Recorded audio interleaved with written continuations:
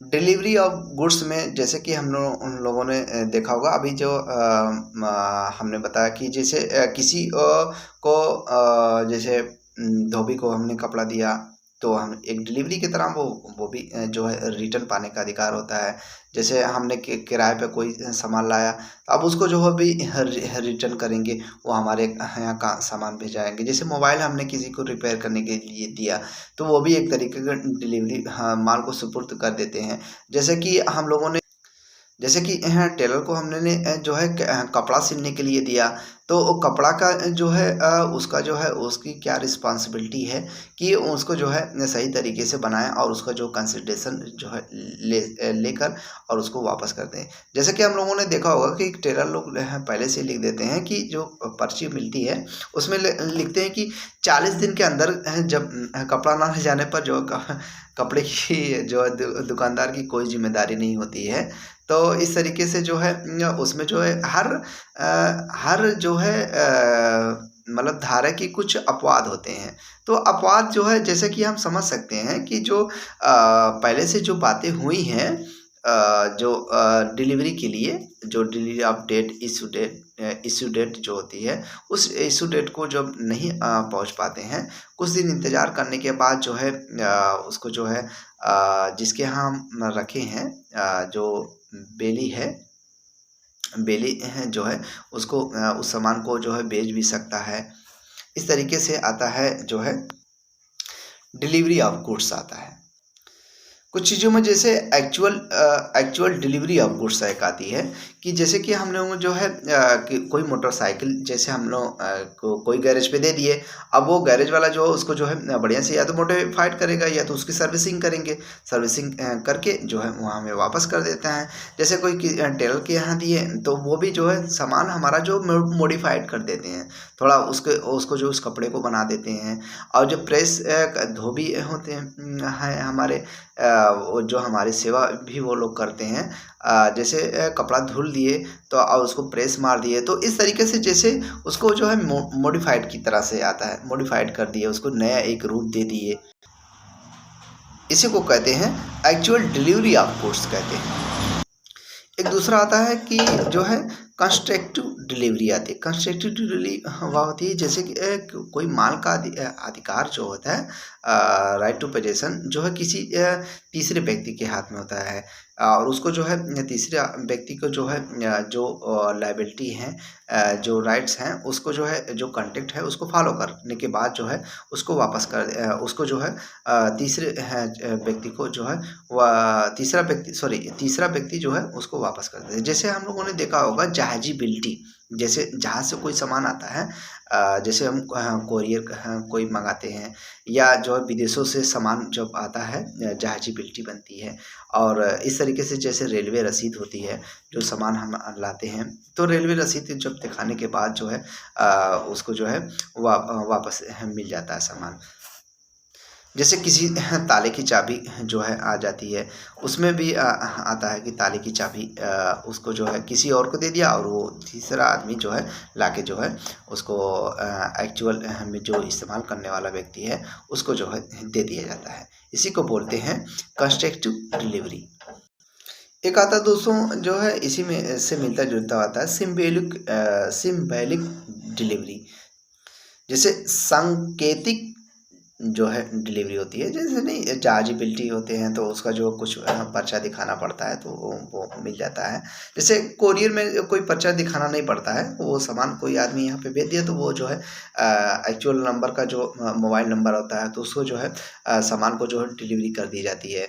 और जहाजी बिल्टी जो होती है, बिल्टी में एक जो है जो एक्चुअल ओनर होते हैं उनके पास भी एक पर्ची रहती है और जो जहाज़ से सामान आता है तो वहाँ पे भी जो है दिखाया जाता है अपनी बिल्टी को। तो बिल्टी जो है मैच करके, बिल्टी जो है का मतलब ये है कि जो सामान जो पैकिंग है उसके अंदर क्या है उसके जो है पूरे रिकॉर्ड होते हैं, उसको जो रिकॉर्ड को जो है प्रस्तुत किया जाता है।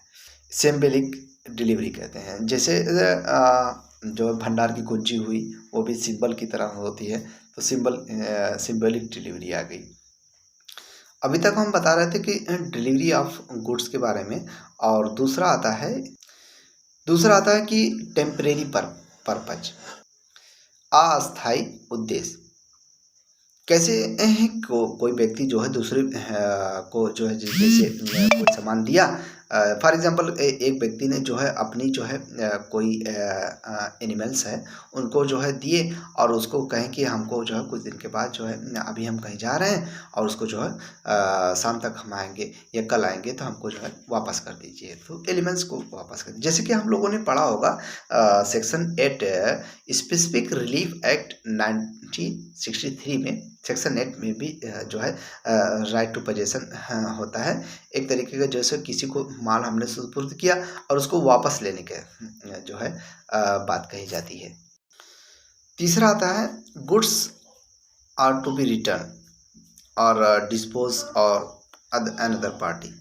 जैसे इसका नाम से ही विदित है, जैसे कोई जो है माल हमने जो है डिलीवर करना है तो वो माल जो है या तो उसको वापस कर दिया जाए या तो उसको जो है किसी तीसरे व्यक्ति को दे दिया जाएगा।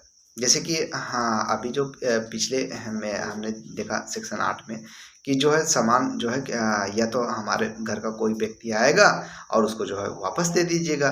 तो सेक्शन 8 के अंतर्गत जो है वापस लेने का जो भी वापस जो है अपने ही जो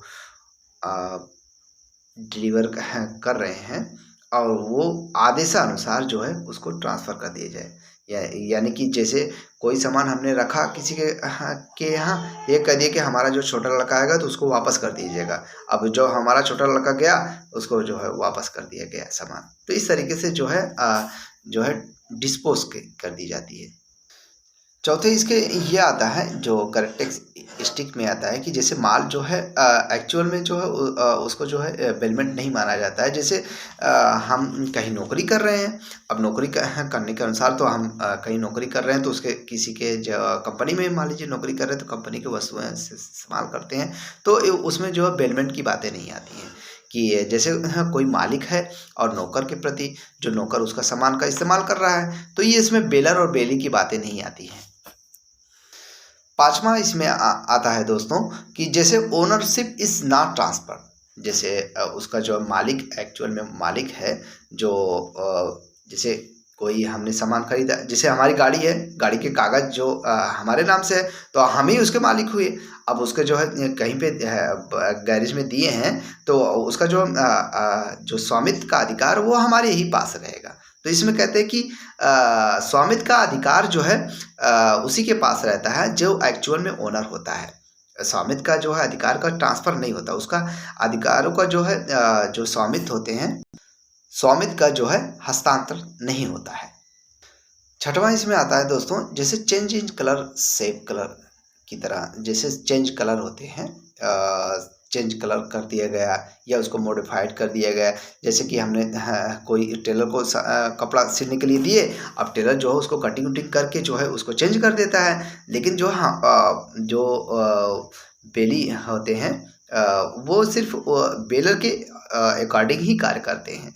तो उसको जो चेंज कर दिया और उसको जो मॉडिफाइड कर दिया। जैसे हमारी 2 व्हीलर या 4 व्हीलर गाड़ी है तो उसको जो मॉडिफाइड करने के लिए जो देते हैं रंग बिरंग कलर चेंज करने के लिए देते हैं या उसको मॉडिफाइड करने के लिए आजकल देखते हैं ना 2 चक्का जब आते हैं मॉडिफाइड कर देते हैं। जैसे यामाहा पुरानी वाली रहती है तो उसको जो है यामाहा को जो बढ़िया से मॉडिफाइड कर देता है, ऐसा लगता है कि जैसे बढ़िया एक फर्स्ट क्वालिटी वाली जो है गाड़ी बन गई, अच्छी गाड़ी बन गई। तो वो जो है चेंज हो जाती है, जो कुछ रंग क्वालिटी को जो है चेंज कर देते हैं लोग। इसी को कहते हैं चेंज इन शेप कलर, जो है माल का जो है कलर या मॉडल उसको जो है बदलना। और सातवां इसमें कैरेक्टरिस्टिक्स में आते हैं सातवां जैसे एक्सप्रेस और इम्प्लाइड भी होता है। एक्सप्रेस जैसे कि हम लोगों ने कॉन्टेक्ट लॉ में जो है शुरुआती में जो है शायद सेक्शन 9 है, एक्सप्रेस और इम्प्लाइड के कॉन्टेक्ट जो है एक्सप्रेस और इम्प्लाइड हो सकता है। जैसे कि हमने खुल के कह दिया कि भाई साहब मेरी गाड़ी जो है मॉडिफाइड कर दीजिए, भाई साहब मेरा कपड़ा जो है सिल दीजिए, भाई साहब जो मेरा कपड़ा प्रेस कर दीजिए। जैसे बस 3-4 फार्मूले पे सभी चीज़ें आधारित होती है। इसी को बोलते हैं, जैसे एक्सप्रेस कर दिए या इम्प्लॉयड की तरीके से जैसे आप कपड़ा सिलने के लिए दिए हैं टेलर को, तो वो कपड़ा को हमने ये नहीं बताया कि साहब ये ऐसे कटिंग करना वैसे कटिंग करना है। तो ये एक तरीके का इम्प्लॉयड क्रियाएं होती हैं। और एक्सप्रेस होती हैं, एक्सप्रेस के का मतलब कि महोदय हमारे यहाँ जो है, यहाँ पे भी जेवर लगा दीजिए, यहाँ पर जेवर लगा लीजिए, और जो कॉलर जो है बड़ा वाला कर दीजिए। तो एक तरीके से एक्सप्रेस हो गया। जनरली हम ये बातें जो है समझ सकते हैं। 8वीं कैरेक्टरिस्टिक आती है कि जैसे चल संपत्ति का ही होता है, जैसे मूवेबल प्रॉपर्टी, इमूवेबल प्रॉपर्टी नहीं आती है। जैसे जो सामान जो है मूव करने वाली चीज़ होती है, जैसे कोई फर्नीचर हो या गाड़ी घोड़ा हो या कपड़ा हो या जो है और कोई ऐसी चीज़ें हो फर्नीचर बनाने के लिए, या पंखा हो या जो है कोई भी मशीनरी हो, या जो है कोई भी ऐसी घर की सामान जो है, बस क्या है कि खेत बाड़ी जो है वो जो है बेलर और बेली के रूप में ही आता है। खेत कहीं पे जैसे देते हैं, तो उसमें आगे जैसे आएगा रेहन, हम लोग पढ़ेंगे तो रेहन में वो सब आएगा। तो इसमें जो है कहने का मतलब कि जो है इसको जो है चल संपत्ति के लिए, अचल संपत्ति के लिए नहीं बातें आती हैं बेलमेंट में। लास्ट में जैसे आता है दोस्तों ग्रहणाधिकार होता है। ग्रहणाधिकार जो है इंग्लिश में इसको लियन बोलते हैं, LIEN, लियन बोलते हैं इसको। इसमें धारा 170 आ जाती है। धारा 170 आ जाएगी जो है लियन हो गया। तो लियन इसको वो बोलते हैं, जैसे हिंदी में इसको ग्रहणाधिकार कहते हैं। जैसे नाम से ही विदित है कि ग्रहणाधिकार, जैसे कि हमने जो है गाड़ी बनाने वाले को दिया, गैरेज वाले को, तो गैरेज वाला तब तक वो हमारी गाड़ी रखा रहेगा जब तक हम पैसा नहीं देंगे। तो जैसे किसी धोबी को कपड़ा प्रेस करने के लिए दिए, वो कपड़ा तब तक रखा रहेंगे जब तक हम पैसा नहीं देंगे। जैसे कपड़ा सिलने वाले टेलर वालों को दिए, तो टेलर लोग भी जो है तब तक कपड़ा नहीं देंगे जब तक हम उसको जो है पैसा ना दे दें। तो पैसा जो देना जो कंसिडरेशन के रूप में जो एक कॉन्टेक्ट होता है, तो उसको जो है जनरली लोग फॉलो भी करते हैं। तो इसमें हम समझ सकते हैं कि धारा 170 जो लियान की बात है, लियान से का मतलब ग्रहणाधिकार। अब ग्रहणाधिकार जैसे छोटे वर्ड में हम समझ सकते हैं कि तब तक माल का जो है अपने पास रखेंगे, जो बेली जो है तब तक माल को जो अपने पास रखेंगे जब तक उसको पैसा ना मिल जाए। इसमें एक केस आता है दोस्तों, इसमें एक केस है दोस्तों, सिंडिकेट बैंक बनाम विजय कुमार। विजय कुमार, ये 1992 का मामला है। इसमें केस को बहुत इंपॉर्टेंट है, इसको जो है नोट कर लीजिए सभी लोग। सिंडिकेट बैंक बनाम विजय कुमार, 1992 का मामला है। सिंडिकेट बैंक बनाम विजय कुमार, 1992।